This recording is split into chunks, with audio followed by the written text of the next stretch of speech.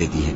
اور اللہ ہی نے تمہارے آرام کے لیے اپنی پیدا کی ہوئی چیزوں کے سائے بنائے اور پہاڑوں میں غار بنائے اور تمہارے لیے کرتے بنائے جو تم کو گرمی سے بچائیں، اور ایسے کرتے بھی جو تم کو اسلحہ جنگ کے ضرر سے محفوظ رکھیں۔ اسی طرح اللہ اپنا احسان تم پر پورا کرتا ہے تاکہ تم فرمانبردار بنو۔ بس اگر یہ لوگ روح گردانی کریں تو اے پیغمبر تمہارا کام فقط صاف صاف پہنچا دینا ہے۔ یہ اللہ کی نعمتوں سے واقف ہیں مگر واقف ہو کر ان سے انکار کرتے ہیں، اور یہ اکثر ناشکرے ہیں۔ اور جس دن ہم ہر امت میں سے ایک گواہ یعنی پیغمبر کو کھڑا کریں گے،